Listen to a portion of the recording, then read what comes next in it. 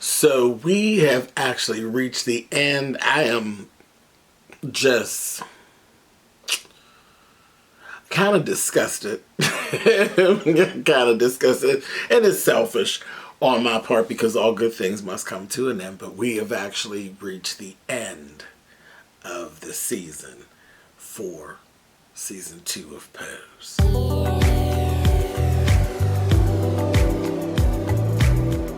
And I'm like, come on through, Cookie. I'm going up on my soapbox. That's basically it.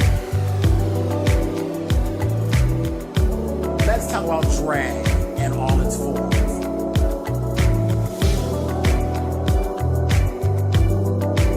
What, Cookie?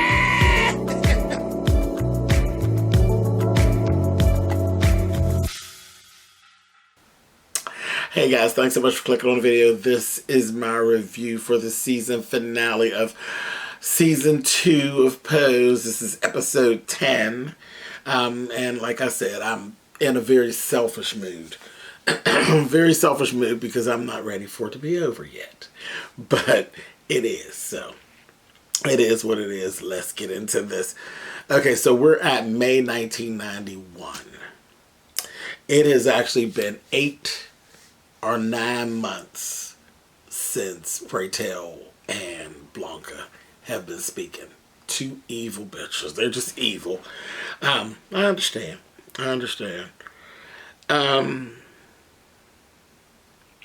We found out that Blanca literally hasn't been attending the balls because, you know, her kids are all gone. So they're all doing their own thing. So none of the Evangelistas have actually been coming to the balls. And in essence, it's kind of like the house has disbanded. I could tell right away that she wasn't feeling well. You could hear it in her voice. And she kept coughing and different things like that. And I was like, something's going on with Blanca. She was just finishing up a client, and then Pray Tell actually came in, and they just like looked at each other, and then they embraced, and you realized how ridiculous they had been.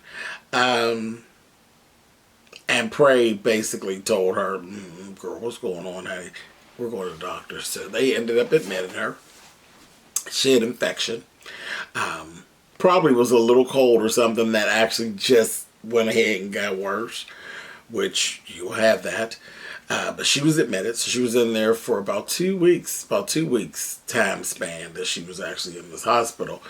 And she actually had gone through her journal, and she was talking about, you know, what her wishes were and all this. And there was this whole sense of gloom and doom with Blanca, which I knew in my spirit, we're not getting ready to lose Blanca.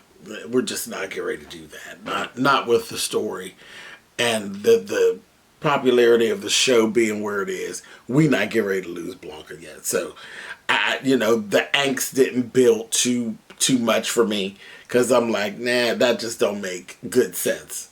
You know, the bottom line, on network bottom line, it didn't make sense. So I'm like, we okay. Blanca's gonna be fine.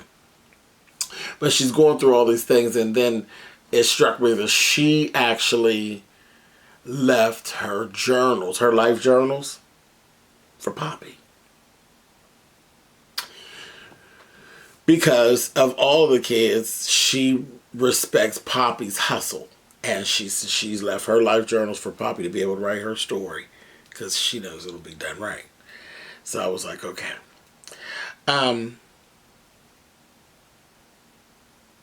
Then, of course, Pray Tell does what Pray Tell does. He's like, you know what? All of this being in a dark corner, we ain't going there. You talked me out of the dark corner. Now it's my time to talk you out of the dark corner because we're not doing this. So he gets to calling folks, and then people were coming and bringing flowers and all of the things that were needed to lift her spirits. And then there was this conversation with Pray Tell and Elektra. And he was telling Elektra and Lulu, you all haven't really been participating in the balls lately either. What is going on? And they start telling him, it's like the girls are being pushed out. And remember, I told you all about this, like how the ballroom used to be, really a lot of it was about the queens, the girls, the femme queens and the drag queens. It was a lot about, it was a lot of glitz and glam and all of this type of stuff. And then there came a time, early 90s, where the girls were being pushed out, and it was more the category, and it's like it is now. The categories are more geared toward the butch queens. You got all these realness categories and all of this, and the girls have been migrated back in, but for a while, it was like there wasn't really a place for the girls. It was really being taken over by the butch queen presence. And I talked about this a little bit. I think last season I actually spoke on this. Yeah. So, and you keep in mind, right around here, like the 91, and then right in this time, this is my time. This is when I came into the ballroom scene, around 91, 92, in there. That's where I migrated into the ballroom scene. And, it was the girls' parts were being phased out a bit. It was more about Vogue, and it was more about, It was more butch queen driven at that time. The girls were there, but it wasn't like it had been in the past. So I was glad they were telling this story, and they're actually telling it, and it's being told, and the timeline is correct. Living, breathing proof. The timeline, people, is correct. So Prey actually ends up going back to the council with what the conversation was between him and Lulu and Elektra, and they talked, and they really, at first they just dismissed him.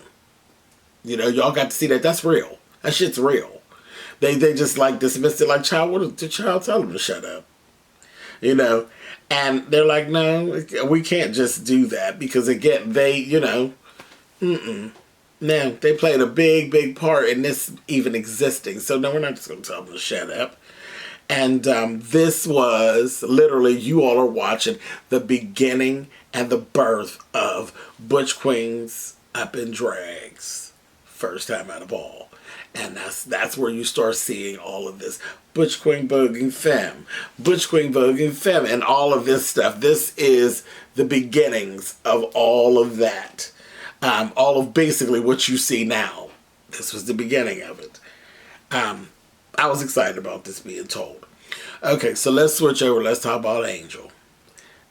Now, we knew that it was going to pop off at some point. We thought it was going to be the photographer, but it wasn't. It wasn't. Mrs. Ford and Angel end up having a conversation because Angel hasn't been getting booked and hadn't heard from Mrs. Ford in a couple of weeks. She goes down to the office and kind of pushes her way in to a meeting, and that's when she finds out that her tea has been spilled. And this is so shady, but this is how it works, and this is how what really goes on. Because I say all the time, y'all will hear me say, you all, when I'm talking about the heterosexual community can never ever hurt us the way that we hurt each other, ever. You're just not equipped. You're not equipped to be able to hurt us the way that we hurt each other. It's just the way that it is. And that's no different. This is one of those situations that's parallel. Just like we always say that, like, Caucasian and other races can't hurt black people the way that other black people can. They're not equipped to hurt us the way we hurt each other. Over time, yeah, they've hurt us, but we've hurt each other far more than any other race could ever hurt us. We are bad to each other, at times. And the LGBTQ is no different. Nobody else can get in there and dig the knife in the way we can dig the knife in each other. And this is what happened. This little messy little child from the ballroom had literally sat around, and there was no purpose in it whatsoever other than being a hater and being jealous to spill Angel's tea. Angel hadn't done anything to him. Nothing. She had done literally nothing to him. He was so dirty that he actually said, girl, yes, Miss Thing, I know you from the ballroom, Miss Thing. You lets the kids have it. Yes, Miss Thing. Sitting, praising her. And she knew, like, And he went and he sprayed her. The first time he got a chance, he sprayed her. There was no purpose. There was no reason for him to do that. But that's how people are. That's how haters are. That's how haters are. I was like, wow. So it was what it was. She was really going through naturally, you know. And Poppy was right there. Poppy's like, don't even worry about it. Don't worry about it. And something good actually blossomed from this, because when that happened, it actually, we saw that catapult Poppy. It pushed Poppy into what he was supposed to be doing. This kick in the back that Angel got literally propelled Poppy into the lane that he was supposed to be in. He decided that he wanted to be a talent scout and pretty much a manager of talent. He's been doing it. We just never gave him the title, but he's been doing it with Angel. He is handling a lot of, trying to handle a lot of her business and helping her and making sure she has what she needs. He's been doing these things. And all along, we've not been paying attention. He's been keeping contacts and making contacts and networking. He's a hustler. It's what he's good at. So he approached her with it, and she's so busy, wallowing in her sorrow. And she's like, whatever. It's not going to work. Nobody wants us, this, that, and the other. He's like, whatever. He took it to the girls. He went to the girls. He started trying. He got his little business cards done. We watched him do all of this whole grassroots thing, trying to get himself together. And finally, he got Angel to start paying attention. And then we saw him have a meeting with Mrs. Ford and Angel. And Mrs. Ford said, okay, all right, no problem. I'm basically let you slide up underneath my umbrella of Ford. I'm going to set you up at a desk and give you a phone, and I'm going to let you work it, and I'm going to give you 2 weeks. And if you can book a job, we're going to work something out. And basically she made him a protege, and of course he did just that. He did book a job.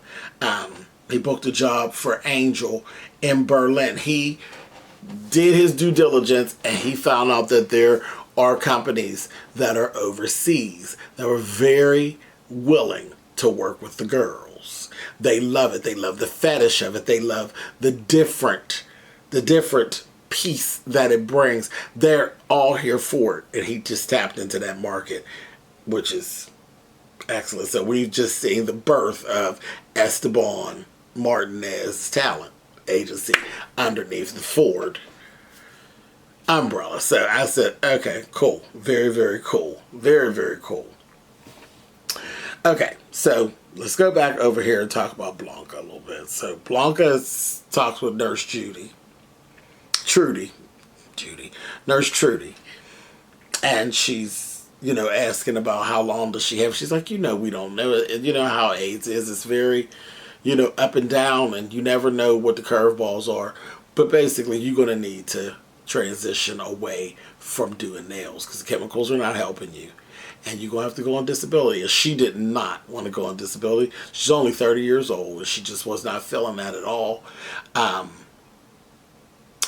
I understood that. I definitely understood that. And that was I think that was one of the worst things when I was diagnosed with cancer and had to go on to disability. I didn't like it. I didn't like it. It definitely, I worked for it all those years that I was working, all the years that I've worked, and then I needed it. So, of course, I'm entitled to it, and I got it. But again, I'm just not, I am young. I'm not an old person per se. And I was hating that feeling of being pushed into like an early retirement. And, by the grace of God, I have actually, recovered and I'm doing well. And I was able to move past actually having to be on disability anymore. And I'm good. So, but I know exactly how she felt. I was not with it at all. At all. It was horrible to think, that you have this potential, but now you're set to, you can only make this kind of money, and then you have these limitations, and I didn't like that at all. And listen, I prayed about that a many a nights. You understand me? To be able to work myself back up to where I could actually be normal. You know what I mean? And definitely there's nothing wrong with anybody who gets disability, and you only get it when you really deserve it. I worked for it. So it was rightfully mine. You know what I mean? But I'm glad that I was able to get back to my regular life. Thank God. But yeah, I definitely understood where Blanca was coming from, but she don't have no other choice. And those chemicals, doing nails, the chemicals are rough. They're rough. Even when you're doing your own nails, dealing with the drills and all of it's a lot. It's a lot. So I was I've always thought that, and I just wasn't speaking about it. I'm like, I don't know about her doing nails and having these different issues, but they addressed it. So that's that. Now, then we found out, Frederica Norman, her little nasty self, honey, she done got yanked up, baby, and got locked up in Mrs. Featherington's finishing school for girls, honey. They got her on an arson charge, baby, and told her, really, arson and insurance fraud, honey. I said, oh, Miss Frederica, girl, you done upped the insurance, honey, and they got your ass and then locked her up, honey, and she was in there fussing, talking, they're doing this, they're just trying to make an example out of me because I'm a woman. No, girl, it's because you're a crook. You're a crook, bitch. And she did say that the only thing that she regrets is that she ruined another woman's dreams, which was Blanca. So, well, that's nice, girl. But, clink, clink, mama. Anyway, then we had this whole rehearsal scene. This was hilarious, where Electra got the boys together. And like I said, Pray Tell had met with the council, and the council agreed to the category for Butch Queens Up in Drags. First time in a ball. So they go to Electra to learn to walk in heels and all that, baby. She was working them out, and it was so funny. Of course, her two little sons, honey, were working it out. They were carrying, baby, with their little heels, and Ricky was carrying it with the heels. Pray Tell couldn't do it, and the other members, they were of the panel, the council, they were having a problem. And Pray Tell got upset and ended up walking out, them ugly heels on, child. He walked out, and Ricky went behind him. And then that's when Ricky was telling him, he said, I know what your problem is. You're actually afraid to express your femininity. And then that's when Pray Tell goes into the whole story of, the way his dad used to treat him, which we've heard this before, and all of that. And that's when Ricky told him, you got to let that go. It is what it is. It was what it was. You had to let it go. This is another story that needed to be told. Because when we speak of fragile masculinity, it definitely exists within the gay community as well. It's bad within the gay community. Again, you can't hurt us the way we hurt us. Okay? And there is a real problem. When I tell you about black gay males, there is a real problem about femininity shaming. Very big problem. Very big problem. And it's a lot of jealousy and a lot of hate, because most of the people who look down upon effeminate males most of the time are very effeminate themselves, and they're sitting around pretending, and it's a big problem. It's a big problem. I don't know that will ever go away. I don't know, but it's sickening at times. It very much is sickening at times how we separate and the people are looked down upon, and that's when you start hearing the terms like bottom shaming and all of these things. Child, a mess. It's a whole mess. That's a mess within our community. We need to work on that like yesterday, because it's a mess. Anyway, so enough with that. They covered that whole thing, and I said, Pray tell, you need to work on yourself. And they were talking about, him and Ricky, and he made a joke. And he's like, so little daddy's giving out some advice too. And Ricky's like, yes, she is. I said, oh, Lord. I just laughed. Then Damon showed up. Damon then flew back in, heard that Blanca was sick. He flew back in. We find out that he's actually negative. Thank goodness. And he has begun his own chapter of the House of Evangelista in Paris. And he's just doing well. He's going back on over there. But for now, he's there for the ball. This is the yearly ball where they're going to do the Mother of the Year. We get there. The ball is fantastic. You get to see a lot of the elements in the ballroom. You get to see the Vogue categories and the realness category. A lot of the girls categories. They focused on the girl categories a lot. And then they were doing Mother of the Year.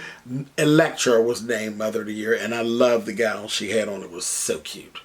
But yeah, so Electra's Mother of the Year. And I was actually happy to see that Lulu actually had been, she was pulled up as an actual contender for Mother of the Year. I said, come on, Miss Lulu. And then we seen Naomi, and Naomi ended up winning a trophy for Vogue Femme. And she, said, this trophy's for my mother. It was for Miss Candy. So, again, and I love how nobody ever has forgotten Miss Candy, honey. Miss Candy is very much a part of everybody's world still. And it's crazy. It's kind of like the thing that you see with some stars, more so like Arthur's, how they become more popular once they're gone. That's how things have gone for Candy. Candy is more beloved now that she is gone, which is sad, but baby, everybody misses Miss Candy, honey. Everybody misses Miss Candy. What is it now, Miss Candy? Oh, Candy. Anyway, then also at the ball, we have Poppy comes in there and he let Angel know about the job that he had booked. And then they go through this whole little facet. Y'all hear y'all go with this Tyler Perry scene, honey. Y'all just stretched it out where he then ended up, well, the two of them got engaged. They got engaged. They literally both asked each other to marry one another. It was so cute. It's over roses. It was cute. Very, very cute. Yes. Keep in mind, now back then, 91, there were still weddings. There still were weddings. There still were nuptials. And they were more so like mock weddings. It wasn't legal yet. But there were mock weddings. Trust me, I was sewing and all of that. Back then, I used to sew for clients. I done weddings and whatnot for wedding gowns for these weddings, they take place. Because again, you're only as married as you feel, honey. But yeah, so that was that. So that was cute, very cute. Then we see Damon and Ricky run into each other and they talk and they had their little exchange. And then I said, now, Miss Damon, I threw a little shade, honey. Told him about being around that old queen that turned you into one. I said, oh, again, the femininity shaming. And the cute part is, did being around Pray Tell turned him kind of femme, or was he kind of femme on the flip side anyway? You was banging him out too. Like I said, mess on that end. That's in our little black community, honey. They need to stop playing. But it doesn't make any sense. And I know that for my straight people who watch that and seeing that scene, I know you all have questions because I know it didn't make sense to you because it doesn't make sense. It's really silly. And at the core of everything, we always kind of viewed, well, those with a naked eye, viewed Ricky as basically more the boy of the relationship, more of the masculine one of the relationship, instead of Damon. But it ain't never really been that way. Baby Damon was actually digging Ricky out, honey. See how that works? Like I said, I know it's probably strange to the naked eye, honey, you all. Anyway, I'm not getting into it. A mess. Moving on. Okay, so They do all that. Then Blanca does this surprise performance and she walks for Candy's sweet refrain. And she comes out in the wheelchair baby, and then she rips off the jacket. She's doing Whitney Houston's version of the Star Spangled Banner. Do y'all remember that? Back in 91? Y'all remember that? So it was a big deal. She looked so cute in her little outfit. When she ripped it off, it was very Whitney Houston, a little red jumpsuit. I said, come on, Blanca. And that wig, I said, get it, Miss Blanca. It was giving you very much Whitney Houston realness. I was like, come on. So I was loving that. And of course, you know, there was tears everywhere. But we started that early on. The first scene, before we even got to the actual opening, the show opening, when Pray Tell and Blanca embraced, the tears started flowing. And when she did the Whitney Houston, honey, it took me back because I remember when that actually happened. The actual performance. So the tears was all over the place. A mess. Then we go and we had our category for Butch Queens. Up in Drag's first time at a ball. I remember when this category was hot and it first started. It was always hilarious to me. It was hilarious. But we saw the whole panel go. And then Pray Tell comes down, honey, and Pray Tell came down giving you Miss Ross, honey. It was like a cross between Ross and Summer. And, yeah. And we heard Sylvester, you know, they did make me feel mighty real, honey. I said, come on. I feel real. I said, come on through. But, yeah, it was given. We had this whole Donna Summer, Diana Ross hair moment with Pray Tell. I was like, all right. It was good. It was good. It was good. It was good. And then we go. Everything's ending out. The ball's over. Blanca's outside. And they kept saying, you know, girl, because even Damon had a conversation with her. So you got to get the house. I'm hearing it like you disbanding the house. You got to keep going. There's people who need you.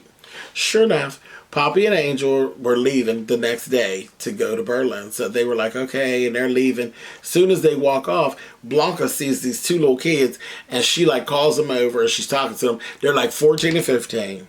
And I'm looking at the two of them, and the first thing I said, oh my God, Charles, Poppy and Angel all over again. It was like, that was so cute. That was so cute. And as soon as she started talking to them, you know, I started bawling, child. And it was like the perfect ending to the season. We just basically see the house of Evangelista re-flourishing and restarting all over again. Because if these two, it's Quincy and Chili and Baby, listen, when I tell you it was Poppy and Angel all over again, and they was together and everything, I said, oh, Poppy and Angel all over again. and more so, the way they were together, I'll say Poppy and Angel, but when you look at the aesthetic of them, it's more Angel and Ricky. It looks like Angel and Ricky in a younger form, but the relationship between the two seemed more like Poppy and Angel all over again. Too cute. Too damn cute. But just reinforcement that, girl, your work here is not done. And that is where we ended out for Pose Season 2 finale. Well done, Ryan. All right, you guys. It has been a blast. Too short, and it went by too fast. But I'll catch you guys next season because we have been green lighted for Season 3. So I'll see you guys next season. Later.